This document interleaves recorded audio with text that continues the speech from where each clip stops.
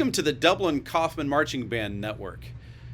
In these episodes, we sit down with recent graduates and past graduates to talk about things that have happened in their life and some of their different experiences. For this episode, I'm sitting with Partha Unnava, who is a 2010 graduate of Dublin Coffman High School. How are you, Partha?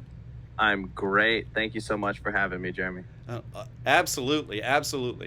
Partha was one of our trumpets many moons ago and has since gone on and had a very unique journey in his academic career and in his professional career. And I'm really excited to dive deep into this.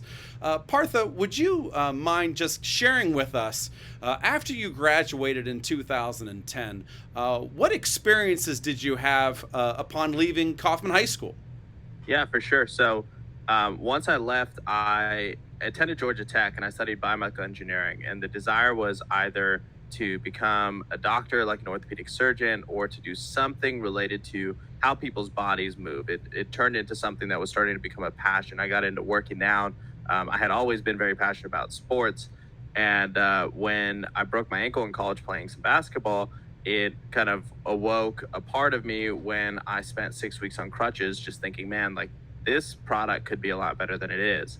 And so I took my engineering skills to the test and created a new type of crutch that I ended up raising money for, starting a company with. I dropped out of college and essentially ran this company for about 5 years. And the goal here was to bring a new type of crutch that doesn't hurt people's underarms to the market.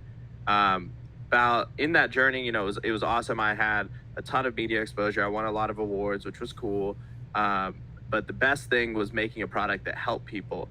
And ultimately, I ended up winding that venture down because I just felt like there was something different calling me that I could make, an analogous but larger kind of impact with. And so I started a brand called LASSO, and LASSO was like, I think the 2.0 attempt of changing how people move and live every day. So with crutches, I noticed that I was making a product that was still a Band-Aid. It was still something that happens after an injury. And I wanted to make things that you can integrate into your lifestyle and that you feel good using, you feel cool, you feel, empowered using them.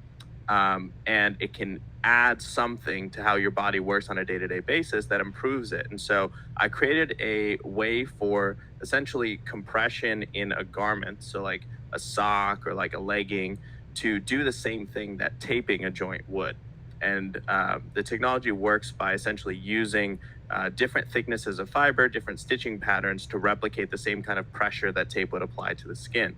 That brand is called LASSO, and it has just become a very nice win as we've been building it. A lot of pro athletes wear it. We're one of the top brands in the space. We were just named the #1 sock by Men's Health, best overall running sock by Greatest. The brand it's been about 4 years that I've been doing that. And it took me over to LA where I am now. And I've had this, just this amazing, just about a decade, actually, just over a decade since high school, just this amazing journey and run that has been totally self-growth and like personal development led, which has been a huge blessing for me. You mentioned that, you had that moment where you spent that time on crutches and it led you to the product that you designed. Did you have the same type of thing, or was it different that led you towards doing what you're doing now?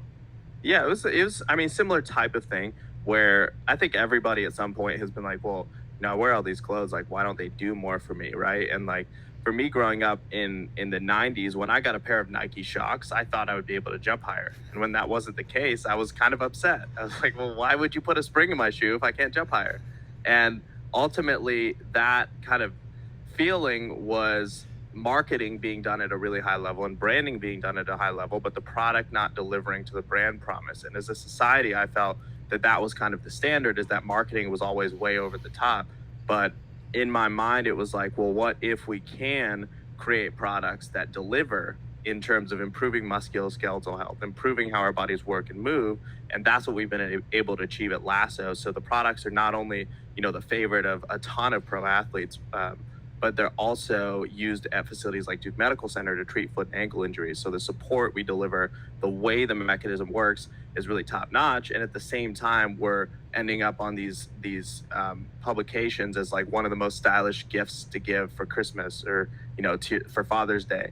And so to be able to combine medical functionality and bring that to people's daily lives in a way where, like, if I give you a sock, you don't have to change anything about your day to get the benefit if I put the benefit into the product. And to me, like, that's how healthcare should have always been thought of, is like, you can't solve problems by telling people to change everything about how they live.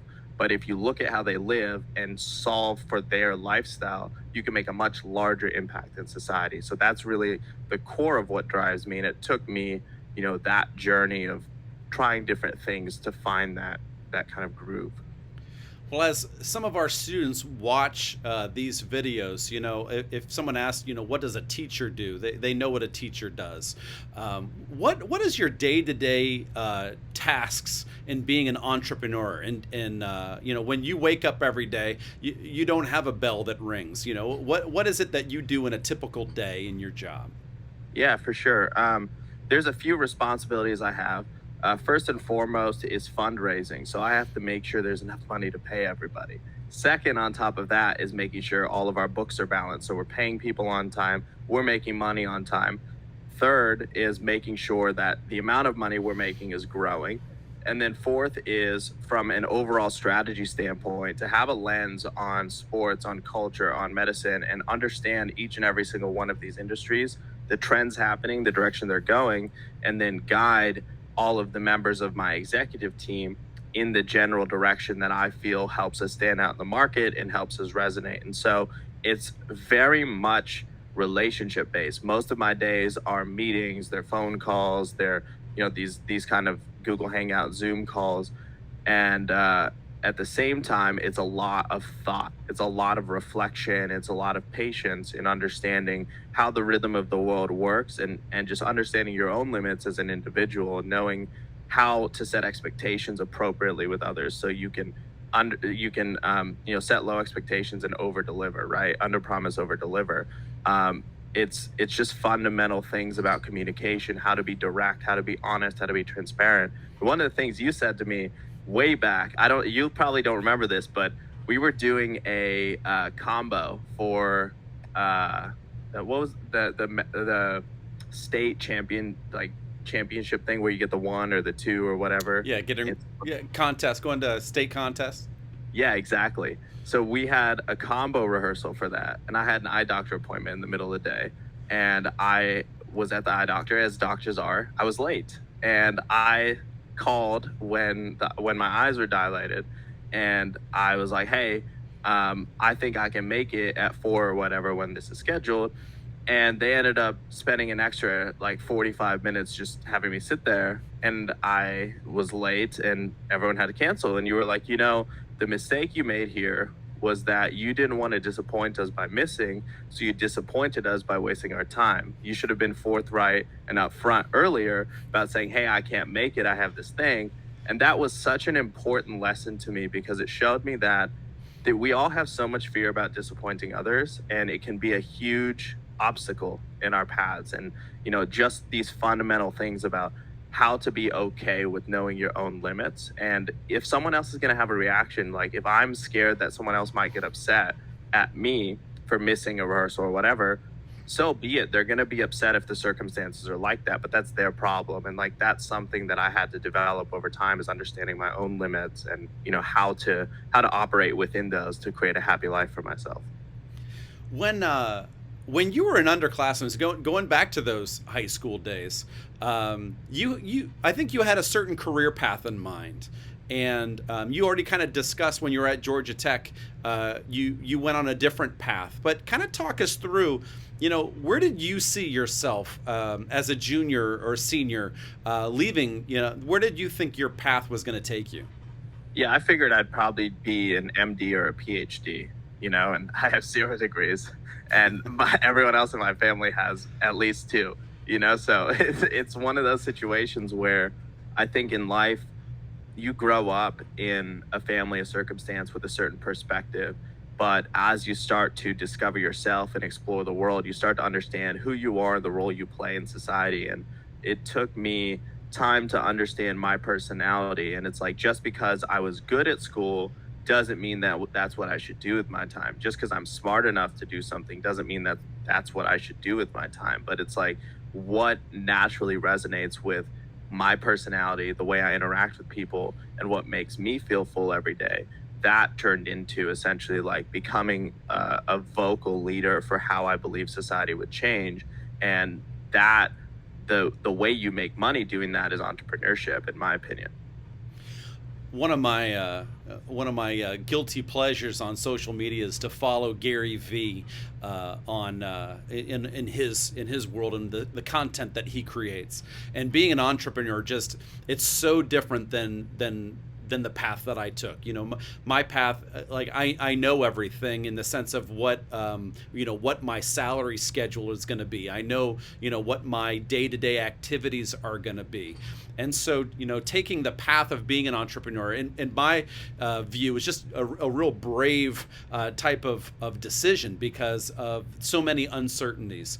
What kind of advice would you give to a junior or senior who's maybe saying that college isn't maybe what I'm going to do?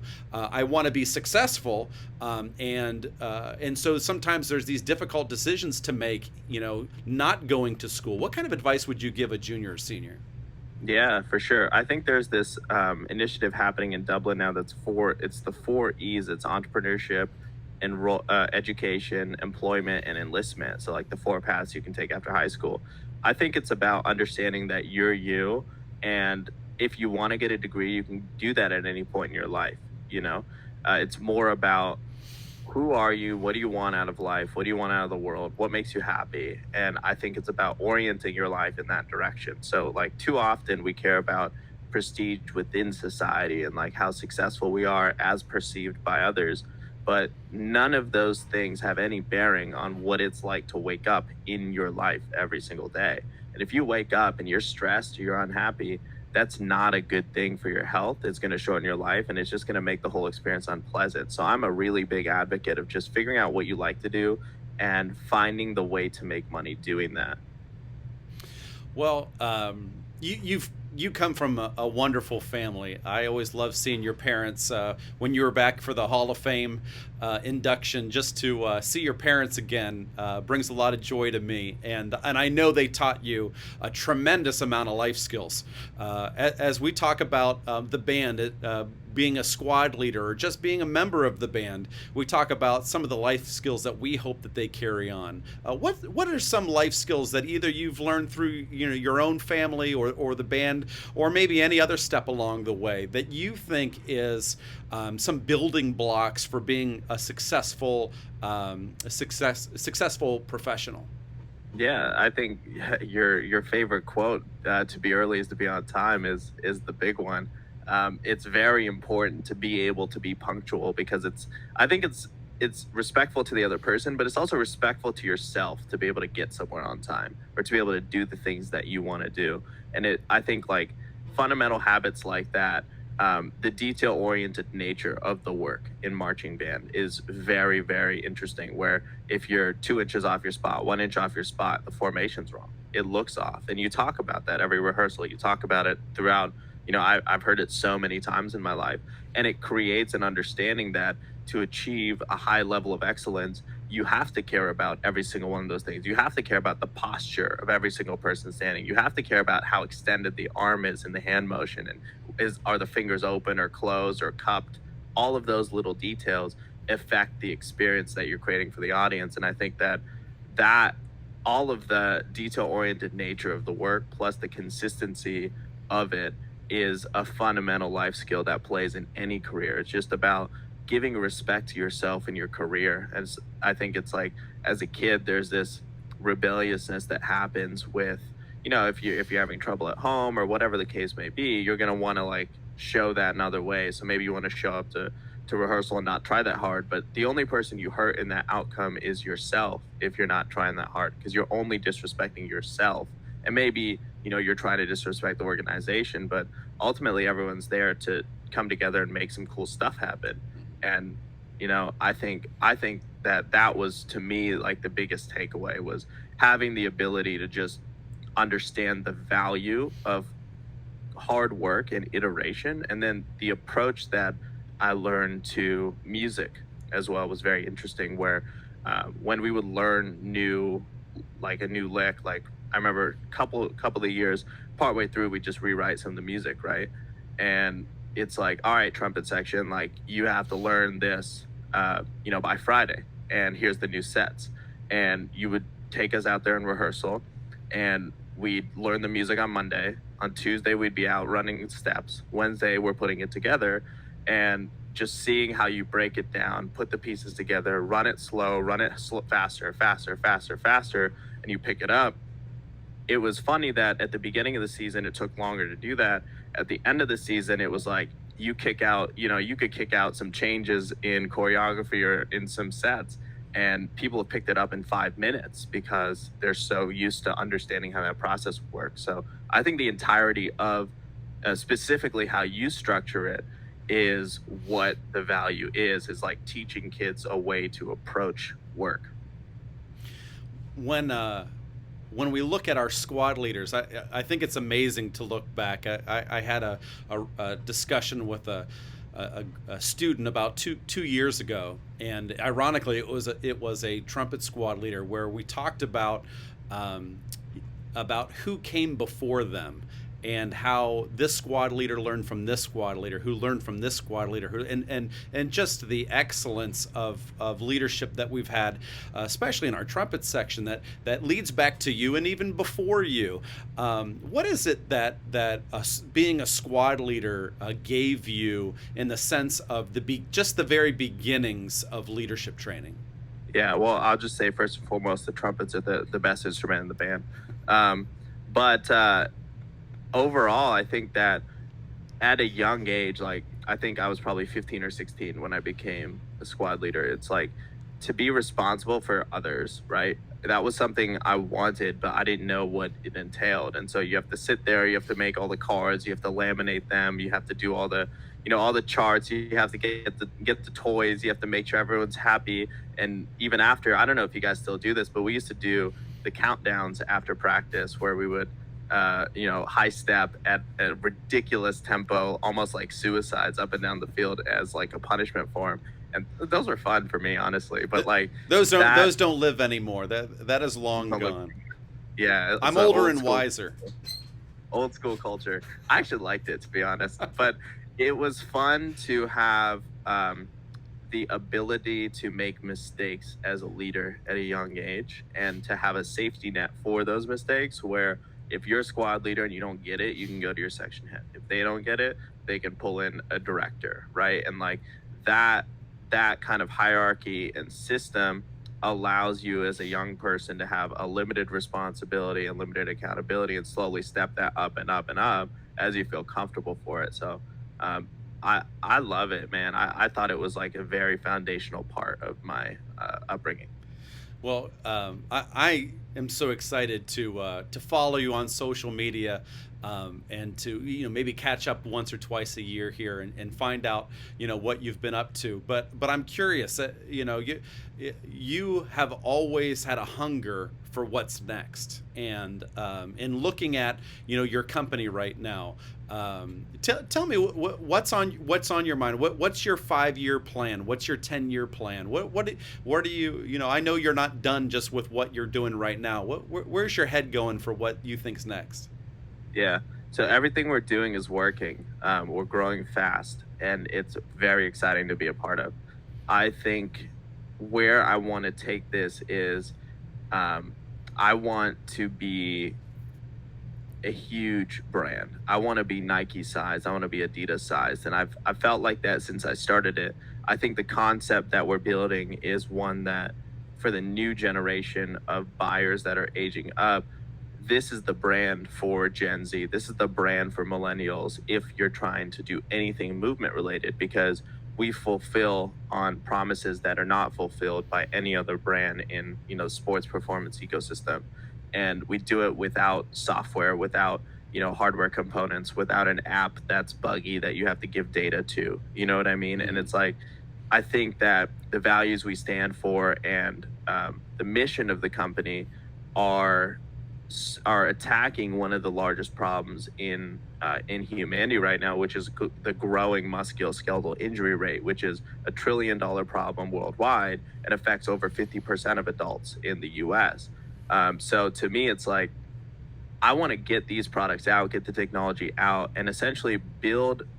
I think what we're doing is going to change what it's like to be a human, because when you wear our products from childhood up, your muscles are activated differently. A huge problem in adults is that our, like, for example, with flat feet and arch problem and arch supports, most of the bottoms of our feet are not active, and that's actually a huge issue. That's why there's such a high prevalence of plantar fasciitis and other conditions like that, because the muscles aren't working, because our bodies are not as aware as they would have been in older days if you grew up without shoes and you had to walk barefoot and all these other things. So products like our technology can drastically change the mind to body connection and improve it much, much more rapidly in the human body. And that equates to a much more active life, more travel, more exploring, more time with your family, more like longer lives. I think the impact that we'll have is so drastic. I really want to see this thing through. Well, my last question, I enjoy throwing this out there that you already mentioned earlier how your band director asked you to communicate and wanted to be a part of that, and sometimes there were good days and sometimes there were bad days. I know that you've seen what being a part of an outstanding organization is all about, and we've talked about it many times. But that doesn't mean that every day was wonderful, and so some days were tough and some days were difficult, and you've been challenged that way. So my question is what would an older Partha tell the younger Partha? Here, the sophomore trumpet who you were. Maybe one year just said, what, I don't know if this is right for me. What is it that you might tell the younger Partha now about sticking with this? I think it's about approaching it with the lens of having fun, right? So it's like there's not a lot of opportunities you get in life. This kind of cuts off in high school. You lose the opportunity to work toward one goal with a lot of people and to achieve it to a high degree of excellence. And to be a part of a program that does that consistently, like you guys do, is a very rare thing in life. And it's not, you just don't have the opportunities often. So for me, it's like when you see the culture of excellence and you're a part of it, everywhere else you go, you see the lack thereof and you understand the value of it. But when you're a kid and it's your first experience, you don't understand what you have till you don't have it anymore. So to me, I think that's the value. Obviously, if you don't like playing music, don't do band, right?